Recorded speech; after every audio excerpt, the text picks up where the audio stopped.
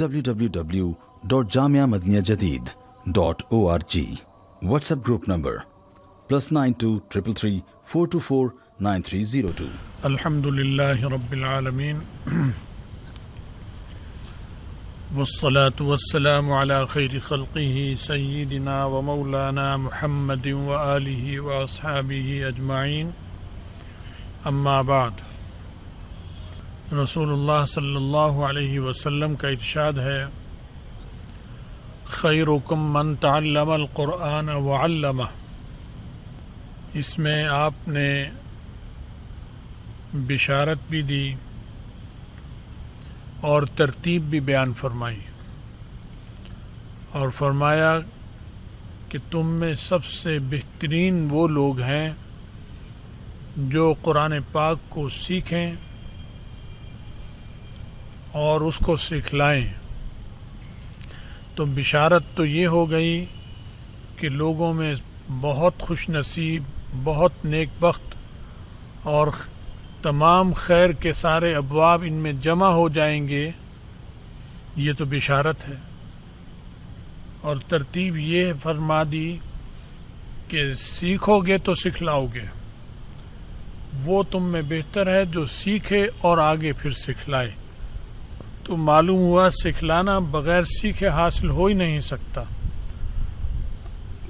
بلکہ سیدھی سی بات ہے، ہر شخص جانتا ہے دنیاوی کام بھی ہوں تو آگے سکھانے کے لیے خود سیکھنا پڑتا ہے.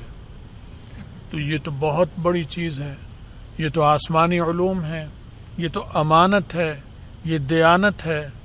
تو اس میں تو اور بہت ساری چیزوں کی بھی ضرورت ہوتی ہے. وہ ساری چیزیں حاصل ہوں تو پھر خیریں جمع ہو جاتی ہیں.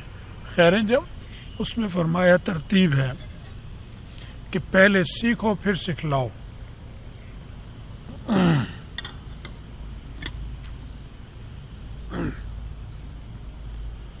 تو قرآن پاک کو سیکھنا، پھر سیکھنے کے بعد اس کو سکھلانا. تو اگر سیکھ لیا تو بھی خیر حاصل ہو گئی، لیکن خیر کو کمال اور عروج نصیب نہیں ہوگا. وہ تب ہوگا جب سکھانے میں بھی لگ جائے. سکھانے کو لگ گیا، اوڑھنا بچھونا بھی اس کا یہی بن گیا. پہلے اوڑھنا بچھونا اس کا سیکھنا تھا، سیکھنے کے بعد اب سکھلانا ہے، اور یہی کام کرتا کرتا وہ دنیا سے چلا گیا.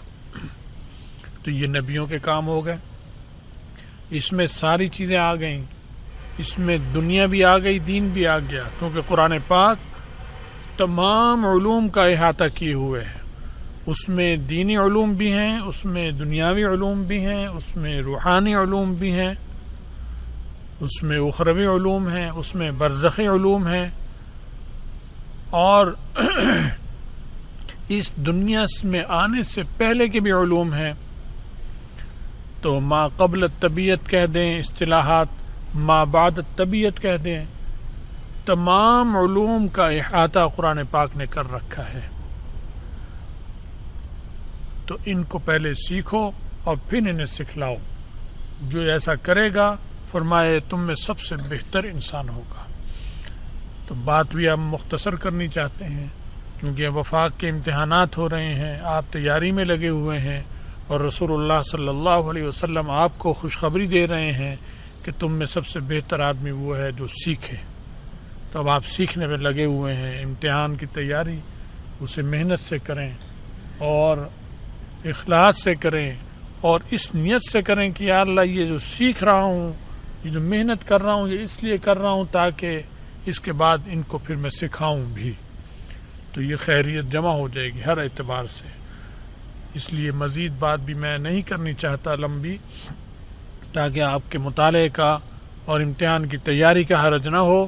اللہ ہمیں بھی توفیق دے، آپ کو بھی توفیق دے کہ ہم قرآن پاک کے خادم بنیں، اسے سیکھیں اور آگے سکھلائیں، اور اللہ تعالیٰ اس خدمت کو قبول فرمائے، اور اس سیکھنے سکھلانے میں جو کوتاہیاں ہیں ان کو درگزر فرمائے، اپنے فضل و کرم سے معافی کا معاملہ فرمائے، اور آخرت میں حضرت محمد رسول اللہ صلی اللہ علیہ وسلم کی شفاعت اور ان کا ساتھ نصیب فرمائے.